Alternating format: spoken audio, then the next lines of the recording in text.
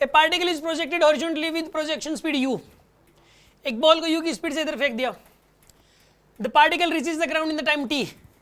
यहां से यहां तक पहुंचने में कितना टाइम लगा इसको बताइए, t का टाइम लगा।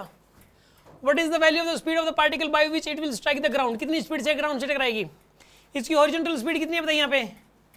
u है हॉरिजॉन्टल स्पीड, हॉरिजॉन्टल स्पीड कितनी है बताइए इसकी, तो यार ये तो u ही रहेगी, इसकी कितनी रहेगी ये वाली, तो u रहेगी हॉरिजॉन्टल स्पीड। तो अच्छा वर्टिकल स्पीड है यहाँ से यहाँ तक अगर t टाइम लगा है तो शेडो भी t टाइम तक आई यहाँ से यहाँ तक, मानते कि नहीं मानते, तो t टाइम में कितनी स्पीड हो जाएगी इसकी, gt, कितनी स्पीड हो जाएगी बताइए इसकी, gt हो जाएगी ना वर्टिकल स्पीड gt, और हॉरिजॉन्टल स्पीड कितनी है इसकी u, तो बताइए नेट स्पीड कितनी आएगी यहाँ पे, u का स्क्वायर प्लस में gt का स्क्वायर पूरे का, ये आएगी net speed. This is the answer here, रुको ये आंसर आएगा भाई, क्या कह रहे हो, ये नेट देखो, अगर दो किसी भी बॉल के पास दो स्पीड हो, एक हॉरिजॉन्टल एक वर्टिकल हो, तो नेट स्पीड ऐसे ही तो निकालते हैं हम लोग, हॉरिजॉन्टल वेलोसिटी का स्क्वायर प्लस वर्टिकल वेलोसिटी का स्क्वायर पूरे का इंक्लूड करते हैं, मैग्नीट्यूड तभी तो निकालते हैं, और इसने मैग्नीट्यूड ही दे रखा था, इन ऑप्शंस को देख के पता लग रहा है कि इसने दे ही मैग्नीट्यूड रखा है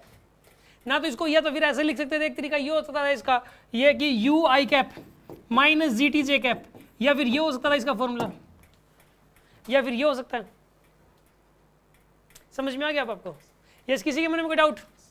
हाँ जी, ये वेलोसिटी है, ये इस बात को बता रही है ना, ये वेलोसिटी इस बात को बता रही है कि ये वाली स्पीड तो ये है कि जब ये टकराई तो कितनी स्पीड से टकराई है, वो है ये, और इसे दो कंपोनेंट है, ये पता लग रहा है कि ये हॉरिजॉन्टल में भी जा रही है और वर्टिकल में भी आ रही है। सर अगर हर पॉइंट पे दो को इसका रिजल्टेंट ले लें तो यही बात है ना, स्पीड का रिजल्ट समझ नहीं आ रहा क्वेश्चन, क्या समझ नहीं आ रहा, यहाँ पे अगर हर जगह देखोगे तो स्पीड का रिजल्ट अलग अलग आएगा, हॉरिजॉन्टल में तो u है, वर्टिकल में यहाँ स्पीड अलग थी, यहाँ अलग थी, यहाँ अलग है, सर बात तो यही बनेगा ना, पाथ ये बनेगा, मतलब जैसे पाथ तो ठीक है जो है वही बनेगा, पाथ तो स्पीड क्यों निकाल रहे हो उस चीज से, पाथ तो बनेगा इस तरीके से, जब साफ साफ पता लग रहा है हॉरिजॉन्टल में भी है और वर्टिकल में भी स्पीड है, तो पाथ तो यही बनेगा,